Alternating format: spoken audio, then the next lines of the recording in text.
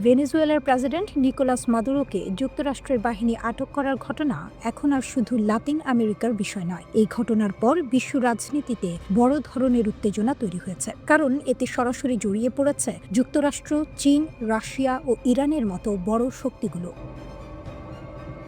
ঘটনার পর চীন প্রথমবারের মতো প্রকাশ্যে প্রতিক্রিয়া দিয়েছে। বেইজিং বলেছে যুক্তরাষ্ট্রের এই পদক্ষেপ নগ্ন শক্তি প্রয়োগ এবং এটি আন্তর্জাতিক আইন লঙ্ঘন। চীনের পররাষ্ট্র মন্ত্রণালয়ের ভাষায় ভেনেজুয়েলার সার্বভৌমত্ব পদদলিত করা হয়েছে। চীন যুক্তরাষ্ট্রকে আধিপত্যবাদী আচরণের অভিযোগে অভিযুক্ত করেছে এবং বলেছে এই ঘটনা লাতিন আমেরিকা ও ক্যারিবীয় অঞ্চলের শান্তি ও নিরাপত্তাকে হুমকির মুখে ফেলতে পারে। চীন এখানেই থামেনি। তারা স্পষ্টভাবে জানিয়েছে কোনো সার্বভৌম দেশের বিরুদ্ধে সামরিক শক্তি প্রয়োগ তারা সমর্থন করে না এবং যুক্তরাষ্ট্র যে ব্যাখ্যায় দিক না কেন তা তারা গ্রহণ করবে না। এর আগেই ইরান ও রাশিয়া যুক্তরাষ্ট্রের বিরুদ্ধে কড়া ভাষায় প্রতিবাদ জানিয়েছে। তেহরান বলেছে এই অভিযান বেআইনি এবং আন্তর্জাতিক স্থিতিশীলতাকে দুর্বল করে। ইরানের মতে এই ধরনের পদক্ষেপ ভবিষ্যতের জন্য বিপজ্জনক নজির তৈরি করে। রাশিয়া আরও এক ধাপ এগিয়ে যুক্তরাষ্ট্রের বিরুদ্ধে সশস্ত্র আগ্রাসনের অভিযোগ তুলেছে। মস্কোর বক্তব্য, কূটনীতির জায়গায় এখন মতাদর্শিক শত্রুতা বসে গেছে, যা পরিস্থিতিকে নিয়ন্ত্রণের বাইরে নিয়ে যেতে পারে। বেইজিং, তেহরান ও মস্কো তিন দিক থেকেই যুক্তরাষ্ট্রের বিরুদ্ধে অবস্থান তৈরি হচ্ছে। এই উত্তেজনার মাঝেই ডোনাল্ড ট্রাম্প নিজে সামাজিক যোগাযোগ মাধ্যমে একের পর এক পোস্ট দেন। প্রথমে তিনি কারাকাসে অভিযানের ভিডিও প্রকাশ করেন। এরপর তিনি একটি ছবি পোস্ট করেন। ছবিতে একজন চোখ বাঁধা ব্যক্তি বসে আছেন। ট্রাম্প দাবি করেন তিনি ভেনেজুয়েলার প্রেসিডেন্ট নিকোলাস মাদুরো এবং তিনি এখন যুক্তরাষ্ট্রের হেফাজতে। এর কিছু সময় পর ট্রাম্প ভাষায় আরও কড়া হন। তিনি ঘোষণা দেন যুক্তরাষ্ট্র সাময়িকভাবে ভেনেজুয়েলা পরিচালনা করবে যতক্ষণ না সেখানে একটি নিরাপদ ক্ষমতা হস্তান্তর সম্ভব হয়। তার দাবি, এই সামরিক অভিযান ছিল দ্বিতীয় বিশ্বযুদ্ধের পর সবচেয়ে শক্তিশালী ও সফল আক্রমণগুলোর একটি। ট্রাম্প বলেন আকাশ, স্থল ও সমুদ্র তিন দিক থেকেই যুক্তরাষ্ট্রের পূর্ণ সামরিক শক্তি ব্যবহার করা হয়েছে। তার ভাষায় ভেনেজুয়েলার সামরিক সক্ষমতা কার্যত অচল করে দেওয়া হয়েছে। তিনি আরও বলেন প্রয়োজনে আরও বড় দ্বিতীয় দফা হামলার প্রস্তুতিও ছিল। এই বক্তব্যের পেছনে যুক্তরাষ্ট্রের যুক্তি হল মাদুরোর শাসনে ভেনেজুয়েলা যুক্তরাষ্ট্রের শত্রু শক্তিগুলোকে জায়গা দিচ্ছিল এবং এমন অস্ত্র সংগ্রহ করছিল যা মার্কিন স্বার্থের জন্য হুমকি হতে পারে। ট্রাম্প এটিকে যুক্তরাষ্ট্রের ঐতিহাসিক পররাষ্ট্রনীতির অংশ বলে উল্লেখ করেন এবং পশ্চিম গোলার্ধে মার্কিন প্রভাব পুনঃপ্রতিষ্ঠার কথা বলেন। তিনি আরও বলেন ভেনেজুয়েলার তেলের ওপর নিষেধাজ্ঞা বহাল থাকবে এবং যুক্তরাষ্ট্র সব ধরনের সামরিক বিকল্প খোলা রাখবে। তার বক্তব্যের স্পষ্ট বার্তা, মাদুরোর মতো পরিণতি অন্যদেরও হতে পারে। সব মিলিয়ে প্রশ্নটা খুব গুরুত্বপূর্ণ। যুক্তরাষ্ট্র কি আন্তর্জাতিক আইন উপেক্ষা করে এককভাবে সিদ্ধান্ত নিচ্ছে? বড় শক্তিগুলোর এই মুখোমুখি অবস্থান কি নতুন কোনো বৈশ্বিক সংকটের দিকে নিয়ে যাচ্ছে? আর ভেনেজুয়েলার সাধারণ মানুষের জন্য এর অর্থ কি? মোসাদের ভয়, ইরানের অটল সংকল্প। কেন পারমাণবিক ইস্যুতে ইরান এখনও মধ্যপ্রাচ্যের কেন্দ্রবিন্দু? মধ্যপ্রাচ্যের রাজনীতিতে কিছু দেশ শুধু রাষ্ট্র নয়, তারা একটি ধারণা। ইরান ঠিক তেমনই একটি দেশ। ইসরায়েলের গোয়েন্দা সংস্থা মোসাদের প্রধান ডেভিড বার্নিয়া একটি বক্তব্য দিয়েছেন যা নতুন করে আলোড়ন তুলেছে বিশ্ব রাজনীতিতে। তার দাবি, ইরান সুযোগ পেলে আবার পারমাণবিক কর্মসূচি চালু করবে আর ইসরায়েল ও আমেরিকা মিলে সেটা ঠেকানোর দায়িত্ব নেবে। কিন্তু প্রশ্ন হলো, ইরান কি সত্যিই পরাজিত, নাকি এই বক্তব্যের আড়ালে লুকিয়ে আছে গভীর ভয়? মোসাদের বক্তব্য আসলে কি বোঝায়? বার্নিয়া বলেছেন, ইরানের হৃদয়ে এখনো পারমাণবিক বোমা তৈরির চিন্তা ধুকপুক করছে। এই কথার মধ্যে লুকিয়ে আছে আসল সত্য। যদি ইরানের পারমাণবিক কর্মসূচি সত্যিই ধ্বংস হয়ে যেত, তাহলে মোসাদ প্রধানকে এমন বক্তব্য দিতে হতো না। বরং এই বক্তব্য প্রমাণ করে ইরানের সক্ষমতা এখনও ইসরায়েলকে অস্বস্তিতে রাখছে। 12 দিনের যুদ্ধ, শক্তি বনাম দৃঢ়তা। জুন মাসে ইসরায়েল হঠাৎ করে ইরানের ওপর সামরিক অভিযান চালায়। পরে আমেরিকাও যোগ দেয়। ইরানের পারমাণবিক স্থাপনায় হামলা হয়। নিহত হন ইরানের পারমাণবিক বিজ্ঞানী, সামরিক সদস্য এবং সাধারণ মানুষ। কিন্তু এখানেই গল্প শেষ নয়। ইরান পাল্টা জবাব দেয়। ইসরায়েলেও প্রাণ হারায়, ইসরায়েলেও প্রাণহানি হয়। অর্থাৎ ইরান চুপ করে বসে থাকেনি। এই 12 দিনের সংখ্যা দেখিয়ে দিয়েছে ইরান শুধু প্রযুক্তির দেশ নয়, ইরান মানে প্রতিরোধের নাম। পারমাণবিক কর্মসূচি অধিকার না অপরাধ? ইরান বারবার বলছে পারমাণবিক শক্তি অর্জন করা তাদের আইনগত অধিকার। তাদের যুক্তি পরিষ্কার, যখন অনেক দেশ ইউরেনিয়াম সমৃদ্ধ করতে পারে, তখন ইরান কেন পারবে না? ইরান পারমাণবিক বোমা বানাচ্ছে এমন অভিযোগ তারা বারবার অস্বীকার করেছে। কিন্তু ইসরায়েল ও পশ্চিমা দেশগুলো এই দাবিতে সন্দেহ প্রকাশ করে যাচ্ছে। এখানেই দ্বন্দ্ব। ইরান ইরান কেন নায়ক? এই গল্পে ইরান নায়ক হওয়ার কারণ একটাই, চাপের কাছে মাথা না নোয়ানো। আমেরিকার নিষেধাজ্ঞা, ইসরায়েলের সামরিক হামলা, আন্তর্জাতিক চাপ, সবকিছুর মাঝেও ইরান বলছে আমরা আমাদের সার্বভৌমত্ব ছাড়ব না। ইরানের সর্বোচ্চ নেতা আয়াতুল্লাহ খামেনি স্পষ্ট ভাষায় বলেছেন, ইরানের পারমাণবিক কর্মসূচি ধ্বংস হয়েছে, এমন দাবি কল্পনা ছাড়া কিছু নয়। খারাপ চুক্তি নিয়ে ইসরায়েলের ভয়। মোসাদ প্রধানের আরেকটি গুরুত্বপূর্ণ মন্তব্য ছিল, ইরান নাকি আবার বিশ্বকে ধোঁকা দিয়ে একটি নতুন পারমাণবিক চুক্তি করতে চায়। এখানে প্রশ্ন ওঠে, 2015 সালের চুক্তি ভাঙল কে, ইরান না আমেরিকা? ডোনাল্ড ট্রাম্প একতরফাভাবে সেই চুক্তি থেকে বেরিয়ে গিয়েছিল। ইসরায়েল শুরু থেকেই ওই চুক্তির বিরোধিতা করেছিল। অর্থাৎ সমস্যা চুক্তিতে নয়, সমস্যা ইরানের শক্তিশালী হয়ে ওঠায়। ভয় কার? যখন কোনো রাষ্ট্র বারবার বলে আমরা ওদের থামাবো, তখন বোঝা যায় ওরা এখনো থামেনি। মোসাদের বক্তব্য আসলে একটি স্বীকারোক্তি, ইরান এখনো খেলায় আছে। পারমাণবিক ইস্যু হোক বা আঞ্চলিক রাজনীতি, ইরান আজও এমন একটি শক্তি যাকে উপেক্ষা করা যায় না। ঠিক এই কারণেই ইসরায়েল ভয় পায়। ইসরায়েল কবে আবার ইরানকে আক্রমণ করবে? আজকের ভিডিওতে আমরা যে প্রশ্নটি নিয়ে কথা বলবো সেটি শুধু মধ্যপ্রাচ্য নয়, সারা বিশ্বের কূটনৈতিক মহলে ঘুরে ফিরে আসছে। ইসরায়েল আবার কবে ইরানকে আঘাত করবে? এই প্রশ্নের উত্তর খুঁজতে গেলে আমাদের ঝুঁকতে হবে দুই দেশের মাঝে থাকা দীর্ঘবিরতির নীরবতায়, যেটাকে অনেক বিশেষজ্ঞ যুদ্ধবিরতির মতো নয়, বরং দুই যুদ্ধের মাঝের নীরব মঞ্চ বলে উল্লেখ করেন। পরবর্তী যুদ্ধকে অবশ্যম্ভাবী বিশ্ব তাকিয়ে থাকে হরমুজ প্রণালীর দিকে। কবে আবার বড় কোনো বিস্ফোরণ ঘটবে? বাস্তবতা হলো, পরের যুদ্ধ হবে কি হবে না এটি আর প্রশ্নই নয়, প্রশ্ন হলো কবে, আর সেই যুদ্ধই কি অঞ্চলের শেষ বড় যুদ্ধ হয়ে দাঁড়াবে? প্রতিটি মাস ইরানকে আরও শক্তিশালী করে তুলছে। ইরান তার রাডার বদলায়, নতুন নতুন ক্ষেপণাস্ত্র ব্যাটারি গড়ে তোলে, যার গতি ইসরায়েল বা যুক্তরাষ্ট্রের প্রতিরোধ ব্যবস্থা পূরণ করতে হিমশিম খায়। নেতানিয়াহুর টিকে থাকার সূত্র। নেতানিয়াহু এটা খুব ভালোভাবেই বোঝেন। তার কাছে যুদ্ধ কেবল একটি কৌশল নয়, বরং এটি তার ব্যক্তিগত টিকে থাকার লড়াই। গাজায় বোমা না ফেললে, বিদেশি কোনো শত্রুকে সামনে না রাখলে তিনি রাজনৈতিকভাবে পতিত হবেন, এমনকি আইনগতভাবে জেলে পর্যন্ত যেতে পারেন। তাই হিসাব নতুন হয়, যদি গাজা না তাহলে তেহরান। ইসরায়েলের স্থায়ী আগাম আঘাত নীতি। ইসরায়েলের নিরাপত্তা নীতি খুবই স্পষ্ট। তারা মনে করে প্রতিবেশীদের ইচ্ছা কখনো বদলায় না।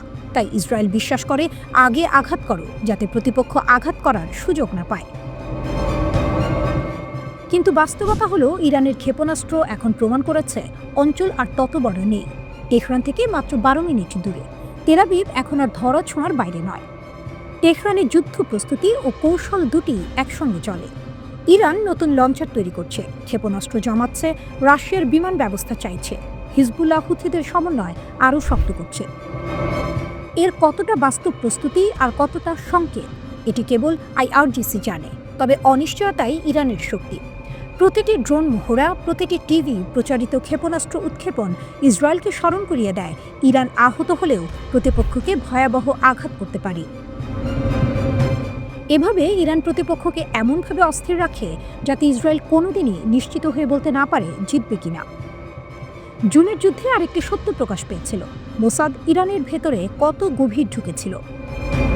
বাইরে থেকে ক্ষেপণাস্ত্র ছোড়া হয়েছে ঠিকই, কিন্তু ভেতরের নাশকতা, ড্রোন হামলা, গুপ্ত হত্যা, যোগাযোগ নষ্ট করা এসব ঘটেছিল অভ্যন্তরে থাকা নেটওয়ার্কের মাধ্যমে। তবে এই নেটওয়ার্ক প্রকাশ হয়ে যাওয়ায় ইসরায়েল বড় ক্ষতি স্বীকার করেছে। কয়েক মাসে তারা কতটা পুনর্গঠন করতে পারবে তা নিয়ে সন্দেহ আছে। তাহলে ইসরায়েল কবে আবার আক্রমণ করবে? এর উত্তর হলো, ইসরায়েল ও ইরান এখন এমন এক জটিল পরিবেশে বাস করছে যেখানে প্রতিরোধ যুদ্ধ ঠেকায় না, বরং যুদ্ধের ব্যবধান নির্ধারণ করে। প্রতিটি আঘাত ব্যবধান কমায়, প্রতিটি বিরতি আরও ছোট হয়। যদি কোনো বড় কূটনৈতিক পরিবর্তন না আসে, তাহলে পরবর্তী যুদ্ধ সময়ের অপেক্ষা, কিন্তু একেবারেই অনিবার্য। আর সত্য হলো, এই যুদ্ধের প্রশ্ন সময় নয়, বরং সহনশীলতা। কে কতদিন নিজেদের সীমা পরীক্ষা করতে পারবে, অঞ্চলের ভবিষ্যৎ তার উপরই নির্ভর করছে।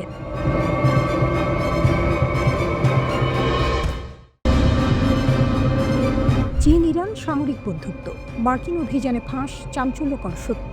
যে খবরটি সামনে এসেছে তা আকাশকুসুম নয়, এটি কল্পকাহিনী নয়, এটা বাস্তব এবং ভীষণ তাৎপর্যপূর্ণ। সামরিক ক্ষেত্রে চীন যে ইরানের অকৃত্রিম বন্ধু, এই সত্য এতদিন অনেকের কাছে ছিল অমাবস্যার চাঁদের মতো, দেখা যায় না কিন্তু অনুভব করা যায়। এবার সেই সত্য প্রকাশ্যে, একটি ঘটনাতেই সব পরিষ্কার। ওয়াল স্ট্রিট জার্নালের এক বিস্ময় জাগানিয়া প্রতিবেদনে বলা হয়েছে, চীন থেকে সরাসরি ইরানের দিকে যাচ্ছিল একটি কার্গো জাহাজ। সেই জাহাজে ছিল অত্যাধুনিক সমরাস্ত্র তৈরির সরঞ্জাম, উপকরণ, যন্ত্রাংশ, অর্থাৎ ইরানের সামরিক শক্তির অক্ষয় ভাণ্ডার ভরাট করার রসদ। কিন্তু মাঝপথে ঘটে যায় নাটকীয় মোড়। ভারত মহাসাগরে মার্কিন বাহিনী অভিযান চালায়। এই অভিযান ছিল মার্কিন সেনাবাহিনীর স্পেশাল অপারেশন ফোর্সের। চুপিসারে নির্দিষ্ট লক্ষ্য নিয়ে তারা জাহাজে উঠে পড়ে, কয়েক ঘন্টা অবস্থান করে, তারপর যা ছিল সব ধ্বংস করে দেয়। মার্কিন কর্মকর্তাদের ভাষায় এই অভিযানের একটাই উদ্দেশ্য, ইরানের সামরিক অস্ত্রাগার পুনর্গঠন ঠেকানো, অর্থাৎ ইরান যেন আবার শক্ত হয়ে না দাঁড়াতে পারে। কিন্তু প্রশ্ন হলো, ইরান কি অন্ধকারে ঢিল মারা দেশ? না, ইরান অগাধ জলের মাছ, সুচতুর, অভিজ্ঞ। এই চালান ধ্বংস করা হয়েছে ঠিক, কিন্তু জ্ঞান ধ্বংস করা যায়নি। আর এখানেই ইরানের আসল শক্তি। ইরানের প্রযুক্তিগত জ্ঞান একদিনে তৈরি হয়নি, এটা বহু বছরের অগ্নিপরীক্ষার ফল। নিষেধাজ্ঞা, চাপ, হুমকি সব এসেছে, কিন্তু ইরান অথই জলে পড়ে দিশেহারা হয়নি। অকুল পাথর ভীষণ বিপদেও তারা কুল খুঁজে নিয়েছে। মার্কিন বাহিনী চালান ধ্বংসের পর জাহাজটিকে আবার এগিয়ে যাওয়ার নির্দেশ দেয়। পরে শ্রীলঙ্কার উপকূলে এসে তারা নিজেদের যুদ্ধ জাহাজে ফিরে যায়। এই ঘটনার বিষয়ে চীন কিংবা ইরান কেউই মন্তব্য করেনি। নীরবতা কি দুর্বলতা? না, অনেক সময় নীরবতাই সবচেয়ে শক্ত বার্তা। এটা প্রথম ঘটনা। বেশ কয়েক বছরের মধ্যে চীন থেকে ইরানে যাওয়া কোনো কার্গো জাহাজ আটকানো হলো। এর আগেও নভেম্বরে ইরানি কার্গোতে অভিযান চালায় যুক্তরাষ্ট্র। ভেনেজুয়েলার তেলের ট্যাঙ্কারও জব্দ করা হয়। এখানে একটি বিষয় পরিষ্কার, ইরান একা নয়। চীন, রাশিয়া, ভেনেজুয়েলা এই অক্ষশক্তি মার্কিন নিষেধাজ্ঞাকে অবৈধ বলে মনে করে। চীন শুরু থেকেই তেহরানের পাশে। শি জিনপিং সরকারের অবস্থান স্পষ্ট। ভেনেজুয়েলার ট্যাঙ্কার জব্দের ঘটনায় চীন কড়া নিন্দা জানিয়েছে। বর্তমানে সেই ট্যাঙ্কার টেক্সাস বন্দরে। কিন্তু জবাবে কি হয়েছে? ভেনেজুয়েলাকে চীন ও রাশিয়ার সমরাষ্ট্রে সজ্জিত করা হয়েছে। এটাই ভূ রাজনীতি। ইরান জানে ইসরায়েলের সঙ্গে যে কোনো সময় আবার যুদ্ধ শুরু হতে পারে। সেই বাস্তবতা অস্বীকার করার উপায় নেই। কিন্তু ইরান এগিয়ে চলে। চালান ধ্বংস করা যায়, কিন্তু একটি জাতির সংকল্প ধ্বংস করা যায় না।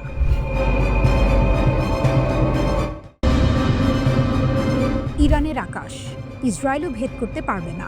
মধ্যপ্রাচ্য যুদ্ধ, হুমকি আর পাল্টা হুমকির এই অঞ্চলে প্রতিদিনই নতুন কোন উত্তাপ যোগ হয়। ঠিক এমন সময় ইরান থেকে এলো এক গুরুত্বপূর্ণ বার্তা, যা অনেকের চক্ষু চড়ক গাছ করে দিয়েছে। ইরানের সশস্ত্র বাহিনীর প্রধান major general Abdur Rahim Musavi সরাসরি জানালেন, ইরানের আকাশ প্রতিরক্ষা ব্যবস্থা আগের যে কোনো সময়ের চেয়ে শক্তিশালী হয়েছে।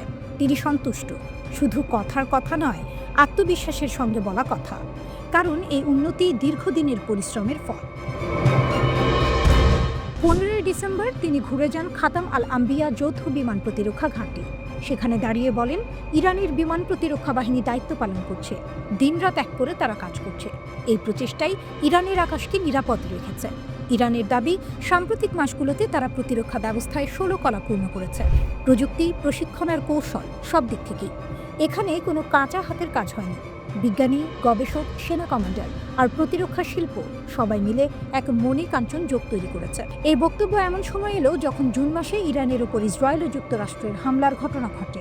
সেই সময় ইরানের আকাশ প্রতিরক্ষা বাহিনী ছিল একেবারে অন্ধের যষ্টি। তারা বহু হামলা প্রতিহত করেছে। যদিও এই লড়াইয়ে কয়েকজন প্রতিরক্ষা সদস্য শহীদ হন, অনেকে আহত হন, তবু ইরান পিছিয়ে যায়নি, কারণ ইরানের শক্তি ক্ষণস্থায়ী নয়। ইসরায়েল ও যুক্তরাষ্ট্র ভেবেছিল কয়েকটি হামলাতেই ইরান ঘাটের মরা হয়ে যাবে, কিন্তু বাস্তবতা তাদের জন্য গুড়ে বালি হয়ে দাঁড়ায়। ইরান দেখিয়ে দেয় তারা সহজে ভাঙে না। মুসাভি পরিষ্কার করে বলেন, বিমান প্রতিরক্ষা শক্তিশালী করা ইরানের অগ্রাধিকার। এটা দীর্ঘস্থায়ী পরিকল্পনা। সেনাবাহিনী ও ইসলামী বিপ্লবী গার্ড বাহিনী একসঙ্গে কাজ করছে। সবাই অন্ধ অনুকরণ করছে না, বরং নিজেদের কৌশল তৈরি করছে। একই দিনে ইরানের সেনাপ্রধান মেজর জেনারেল আমির হাতামি বলেন, ইরান এমন প্রযুক্তি তৈরি করছে যা শত্রুদের জন্য স্পষ্ট বার্তা। এই প্রযুক্তি কেবল প্রতিরক্ষা নয়, এটি ভীতি প্রদর্শনের শক্তি। তার ভাষায়, ইরানের প্রতিটি অর্জন সীমান্ত ছাড়িয়ে যায়। নিপীড়িত দেশগুলোর জন্য এটি আশার আলো। তিনি আরও বলেন, পশ্চিমা দেশগুলো চায় ইরানের স্বাধীনতা নষ্ট করতে, কিন্তু ইরান কোনো নিশ্চুপ বসে থাকবে না। তারা নিজেরাই হাল ধরেছে। গবেষকদের পথে বাধা সরানো হচ্ছে, যেন উন্নয়ন থেমে না যায়।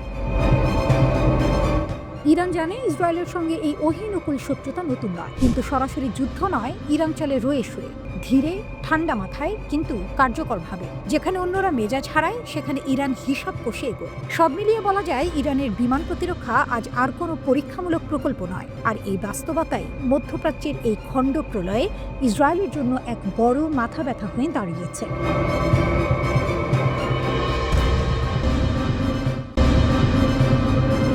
ইসরায়েলের নতুন হামলার আশঙ্কা, যে কোনো পরিস্থিতিতে প্রস্তুত ইরান। মধ্যপ্রাচ্যের আকাশ আবার ভারী, আবার প্রশ্ন, যুদ্ধ কি ফিরে আসছে? ইরানের পররাষ্ট্রমন্ত্রী আব্বাস আরাকচি স্পষ্ট করে বলেছেন, ইসরায়েল নতুন করে হামলা চালাতে পারে। এটা আকাশ কুসুম নয়, হালকা কথাও নয়। ইরান বিষয়টিকে হালকাভাবেও দেখছে না। তারা অন্ধকারে ঢিল মারা অবস্থানে নেই, বরং সতর্ক, প্রস্তুত, দৃঢ়। আরাকচি বলেছেন, ইরানের সশস্ত্র বাহিনী যে কোনো পরিস্থিতির জন্য প্রস্তুত। দেশের সার্বভৌমত্ব রক্ষা করতে তারা অনির্ভঙ্গ পণ নিয়েছে। এখানে পিছু হটার প্রশ্ন নেই। কিন্তু একই সঙ্গে ইরান বলছে তারা যুদ্ধ চায় না, তারা কূটনীতি চায়। আলোচনাই তাদের প্রথম পথ। এটা কি দুর্বলতা? না, এটা শক্তির আত্মবিশ্বাস। যে শক্তি জানে আক্রমণ হলে প্রতিশোধ নেওয়ার ক্ষমতাও তাদের আছে। কাতার ভিত্তিক আল জাজিরাকে দেওয়া সাক্ষাৎকারে আরাকচি 12 দিনের যুদ্ধের কথা বলেন। সেই যুদ্ধ ছিল ইরানের জন্য এক অগ্নি পরীক্ষা, কঠিন পরীক্ষা, কিন্তু ইরান ভাঙেনি। ইরানের বিশ্লেষণ কি? ইসরায়েল এখন মানসিক যুদ্ধ চালাচ্ছে, ভীতির পরিবেশ তৈরি করছে। এটা নতুন কৌশল নয়, মানসিক যুদ্ধও যুদ্ধেরই অংশ। আরাকচির ভাষায় এটা বড় সামরিক পরিকল্পনার অন্ধে সন্ধে হতে পারে। ইরান তাই চোখ বন্ধ করেনি, কানে তুলে দেয়নি, বরং প্রতিটি ইঙ্গিত পর্যবেক্ষণ করছে। ইরানের শক্তি কোথায়? শুধু ক্ষেপণাস্ত্রে নয়, শুধু ড্রোনে নয়, ইরানের শক্তি তাদের মনোবলে, তাদের জ্ঞানে, তাদের প্রযুক্তিতে। আরাকচি খুব পরিষ্কার করে বলেছেন, আপনি ভবন ধ্বংস করতে পারেন, অবকাঠামো ধ্বংস করতে পারেন, কিন্তু মানুষের মাথার ভেতরের জ্ঞান ধ্বংস করা যায় না। এটাই ইরানের অক্ষয় ভাণ্ডার। এই শক্তি কখনো ফুরায় না। ইরান বছরের পর বছর নিষেধাজ্ঞার মধ্যে থেকেছে, কিন্তু ভেঙে পড়েনি। জাতিসংঘ, যুক্তরাষ্ট্র, একটার পর একটা চাপ, কিন্তু ফল কি? সমস্যার সমাধান হয়নি। অদৃষ্টের পরিহাস এখানে। ইরান বলছে চাপ দিয়ে সমাধান আসে না, আলোচনা ছাড়া পথ নেই। তবে যুক্তরাষ্ট্রকে তারা বিশ্বাস করে না, ওয়াশিংটনকে দেখে না অন্ধের ষষ্ঠী হিসেবে। আরাকচি সরাসরি বলেছেন, যুক্তরাষ্ট্রের আন্তরিকতার অভাব আছে। তবু ইরান আলোচনার দরজা বন্ধ করতে চায় না, কারণ ইরান জানে সংঘাত একদিনে আসে না, একদিনে যায়ও না। এখানে একটি গুরুত্বপূর্ণ তথ্য, চলতি বছরের 13 জুন ইরান ও যুক্তরাষ্ট্রের পারমাণবিক আলোচনা চলছিল। ঠিক তখনই ইসরায়েল হামলা চালায়। এরপর শুরু হয় 12 দিনের যুদ্ধ। সেই যুদ্ধে নিহত হন সামরিক কমান্ডার, পরমাণু বিজ্ঞানী, সাধারণ মানুষ। মোট প্রাণহানি 1064 জন। এটা ছোট ঘটনা নয়, এটা অকুল পাথার মতো বিপদ। আজ ইরান কি বলছে? আমরা যুদ্ধ চাই না, কিন্তু ভয় পাই না। যদি চাপ আসে, যদি আঘাত আসে, ইরান রুখে দাঁড়াবে। ইরান অগ্নিগর্ভ শক্তি, সংযত কিন্তু প্রস্তুত। এটাই আজকের বাস্তবতা। ইরান এখন অথই জলে পড়ে দিশেহারা নয়, বরং শক্ত হাতে হাল ধরে আছে।